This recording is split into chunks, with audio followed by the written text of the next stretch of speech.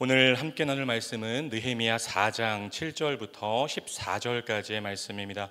거룩하신 하나님의 말씀을 제가 조금 빠르게 봉독하겠습니다. 산발랏과 도비야와 아라비아 사람들과 암몬 사람들과 아스도 사람들이 예루살렘 성이 중수되어 그 허물어진 틈이 메꾸어져 간다 함을 듣고 심히 분노하여 다 함께 꾀하기를 예루살렘으로 가서 치고 그곳을 요란하게 하자 하기로 우리가 우리 하나님께 기도하며 그들로 말미암아 파수꾼을 두어 주야로 방비하는데 유다 사람들은 이르기를 흙무더기가 아직도 많거늘 짐을 나르는 자의 힘이 다 빠졌으니 우리가 성을 건축하지 못하리라 하고 우리의 원수들은 이르기를 그들이 알지 못하고 보지 못하는 사이에 우리가 그들 가운데 달려 들어가서 살육하여 역사를 그치게 하리라 하고 그 원수들의 근처에 거주하는 유다 사람들도 그 각처에서 와서 10번이나 우리에게 말하기를 너희가 우리에게로 와야 하리라 하기로 내가 성벽 뒤의 낮고 넓은 곳에 백성이 그들의 종족을 따라 칼과 창과 활을 가지고 서 있게 하고 내가 돌아본 후에 일어나서 귀족들과 민장들과 남은 백성에게 말하기를 너희는 그들을 두려워하지 말고 지극히 크시고 두려우신 주를 기억하고 너희 형제와 자녀와 아내와 집을 위하여 싸우라 하였느니라. 아멘. 오늘 선포되는 말씀이 여러분 모두에게 은혜와 결단의 말씀이 되기를 주님의 이름으로 축복합니다. 예전에 한 의학 드라마에서 대한민국을 공포에 떨게 했던 메르스 사건을 다룬 적이 있습니다. 거기서 남자 주인공인 한석규 씨가 이런 말을 했어요. 컨트롤 타워가 든든하면 어떤 재앙이 와도 극복할 수 있다. 대사를 듣는 순간 메모를 했습니다. 여러분 신앙생활도 마찬가지입니다. 컨트롤 타워가 너무나도 중요해요. 그렇다면 신앙생활의 컨트롤 타워는 뭘까요? 바로 하나님이시고 하나님의 말씀인 줄로 믿습니다. 어떤 상황에서도 컨트롤 타워인 하나님을 잘 붙잡아야 돼요. 하나님 말씀이 지시하는 대로 따라가고 순종하면 어떤 고난이나 방해가 있어도 극복할 수 있는 것입니다. 내 주변이 나를 대적하고 험담하고 방해하는 대적자들로 넘쳐나도 담대하게 하나님의 일에만 집중할 수 있는 것입니다. 오늘 본문의 산발락과 도비야가 성벽 재건 공사의 방해꾼으로 등장합니다. 처음에는 그냥 비아냥되는 정도였어요. 그런데 그게 안 먹히니까 이제는 군사적인 위협을 하기 시작합니다. 산발락과 도비야가 아라비아 사람들과 암몬 사람들 그리고 아스도 사람들과 함께 예루살렘을 공격하기로 뜻을 모았다고 8절은 말하고 있습니다. 예루살렘으로 가서 치고 그곳을 요란하게 하자. 이 상황에서 느헤미야가 두 가지 대책을 세우는데요. 9절 말씀입니다. 먼저 느헤미야는 기도를 통해서 이스라엘이 처한 상황을 하나님께 알렸습니다. 9절을 보시죠. 하나님께 기도하며. 여러분 느헤미야는 상당히 유능한 정치가였고 뛰어난 행정가였습니다. 그런데 무엇보다 느헤미야는 기도의 사람이었다는 것입니다. 이것이 너무나도 중요해요. 정말로 뛰어난 사람이었고 유능한 정치가였고 뛰어난 행정가였지만 그럼에도 불구하고 무엇보다 느헤미야는 기도의 사람이었다는 것입니다. 저는 오늘 새벽을 깨우신 여러분들이 교회에서 여러 가지 봉사를 하고 헌신을 하고 인간관계를 넓히고 동네 모임을 하고 다 좋은데 무엇보다 기도의 사람들이 다 되시기를 주님의 이름으로 축복합니다. 기도가 하나님 임재의 열쇠가 됩니다. 그리고 전능하신 하나님이 임재하시면 여러분의 삶에 하나님의 능력이 나타나게 되는 것입니다. 다음으로 느헤미야는 경비병을 세워서 밤낮으로 성과 성벽을 쌓는 사람들을 지키게 했습니다. 기도가 영적인 대책이라면 경비병을 세우는 것은 현실적인 대책입니다. 영적인 대책과 현실적인 대책, 이 두 가지가 같이 가야 돼요. 그 신앙이 건강한 신앙입니다. 여러분 한번 생각해 보세요. 결혼하고 싶으면 어떻게 할까요? 먼저 만남의 축복을 달라고 기도해야 돼요.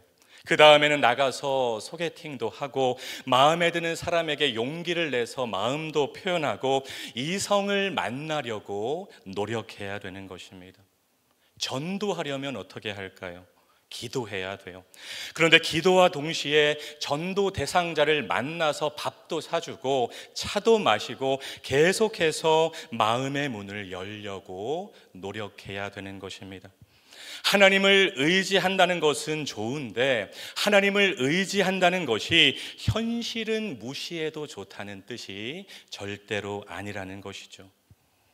출애굽기 17장에서 이스라엘과 아말렉이 전쟁을 하는데 이스라엘에 두 개의 파가 있었습니다. 하나는 기도파, 하나는 전쟁파였어요.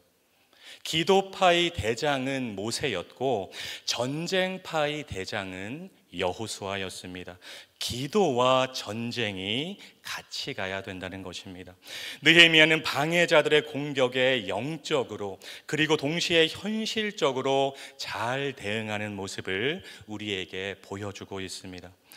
그런데 계속되는 방해자들의 군사적인 위협이 어느 정도 효과가 있었던 것 같아요. 10절부터 12절까지 이스라엘 백성들이 낙심을 하고 있습니다. 방해자들 때문에 힘이 빠져서 성을 건축하지 못할 것이라고 탄식하고 있습니다. 짐을 나르는 자의 힘이 다 빠졌으니 우리가 성을 건축하지 못하리라.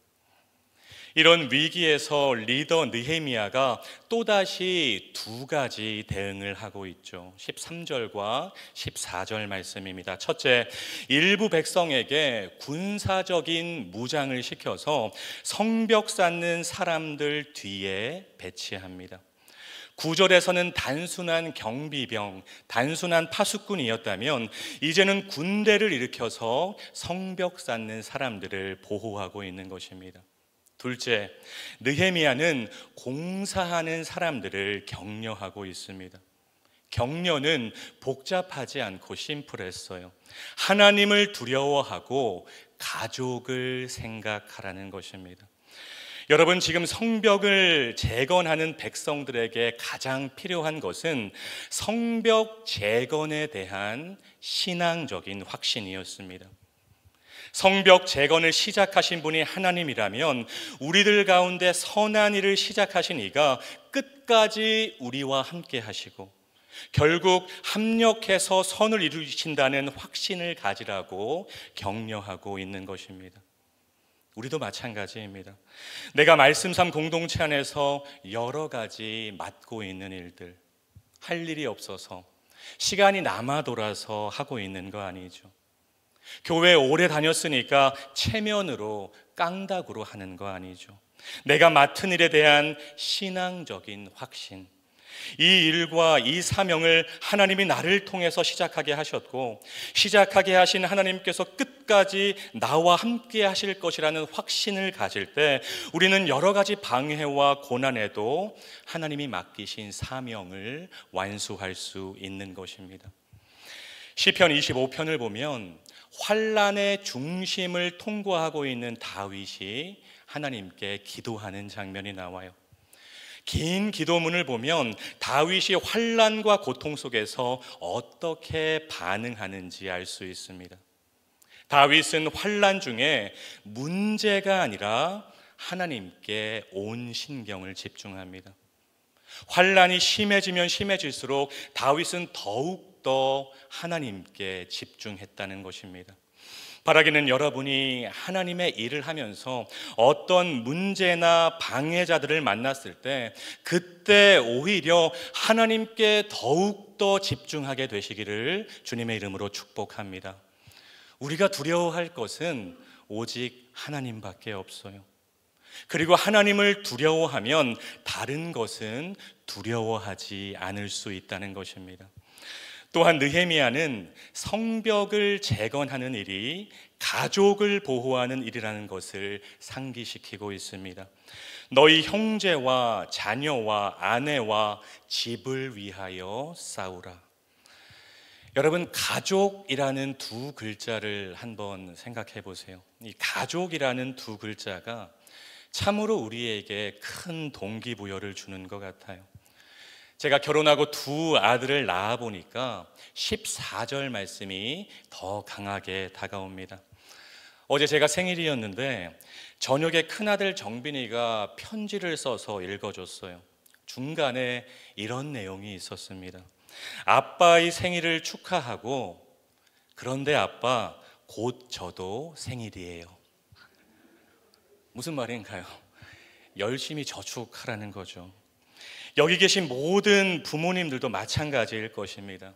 때로는 힘들고 어렵고 포기하고 싶고 그만두고 싶고 멈추고 싶어도 아들, 딸 생각하면서 힘을 낼 수 있습니다.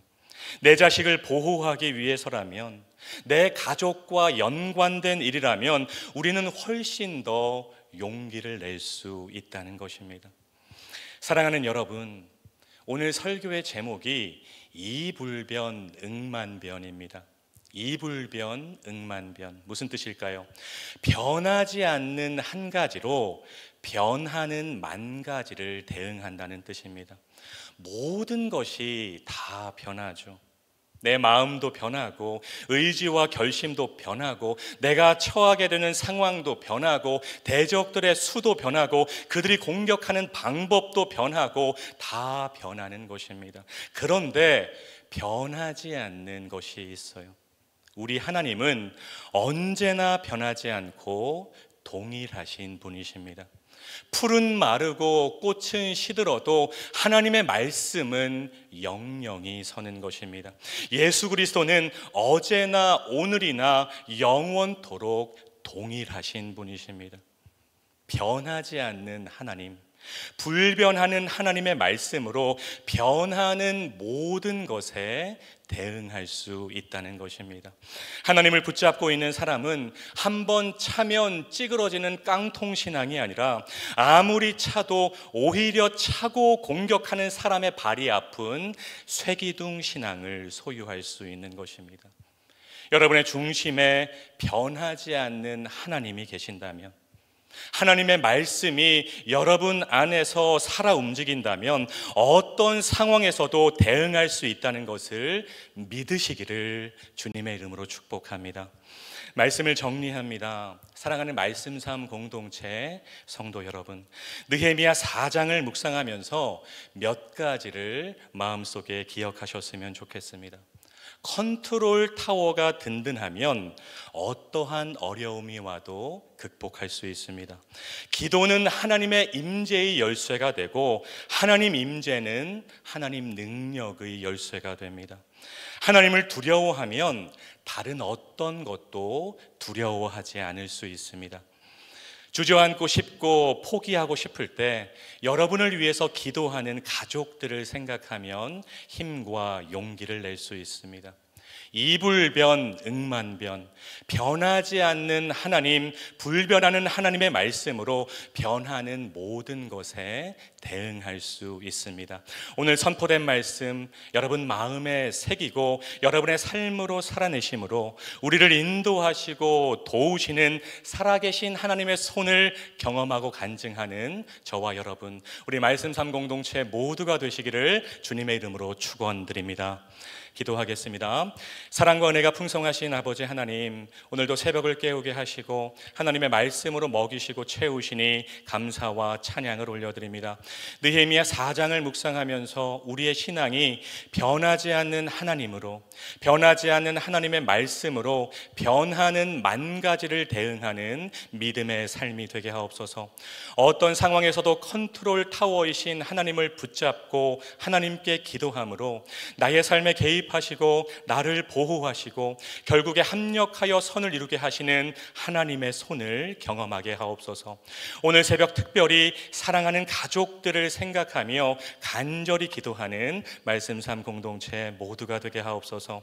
예수님의 이름으로 간절히 기도드립니다. 아멘. 계속해서 다음과 같은 기도 제목으로 함께 기도하겠습니다. 지금 들은 말씀이 내 삶으로 이어지게 하옵소서. 동네 세미조 성경 말씀 묵상과 모든 소그룹 동네를 통해 하나님이 예비하신 은혜를 경험하는 말씀 삶 공동체가 되게 하옵소서. 2025년 또 다른 희년 3년의 복이 교구마다 부서마다 가정마다 풍성하게 경험되게 하옵소서. 대한민국이 하나님의 정의와 공의가 강물같이 흐르는 나라가 되게 하옵소서. 동안클럽의 모든 시니어분들이 여름방학 동안 건강하게 하옵소서. 담임 목사님의 모든 사역 가운데 함께 하셔서 사역의 지경이 넓어지고 깊어지게 하옵소서. 진행되고 있는 10교구 여름 행사를 통해 다음 세대들이 주님을 만나게 하옵소서. 육체의 질병과 마음의 질병으로 고통받는 지체들을 주님 권능의 손으로 어루만져 주옵소서. 공동기도문의 기도 제목과 여러분 각자의 기도 제목으로 기도하신 후에 삶의 자리로 나아가시겠습니다. 함께 기도하겠습니다. 참 좋으신 아버지 하나님 감사합니다. 하나님 오늘도 새벽을 깨우게 하여 주시고 하나님의 살아있는 말씀, 운동력 있는 말씀으로 저희를 먹이시고 채우시니 감사와 찬양을 올려드립니다. 하나님 오늘 선포된 말씀 한 귀로 듣고 한 귀로 흘려버리는 말씀이 되지 않게 하여 주시고 우리의 삶 가운데 실천하는 레마의 말씀이 될 수 있도록 주님 아버지 인도하여 주시옵소서. 하나님 어떤 삶이 가장 복된 삶일까요? 날마다 하나님의 말씀을 가까이 하고 하나님의 말씀을 심중에 새기고 하나님의 말씀에 순종하는 삶이 가장 복된 삶임을 믿사오니 우리 말씀 삶 공동체 한 분 한 분이 하나님의 말씀을 준행하고 하나님의 말씀에 순종하는 그런 삶을 살아가는 우리 모두의 삶이 될 수 있도록 주님 아버지 인도하여 주시옵소서.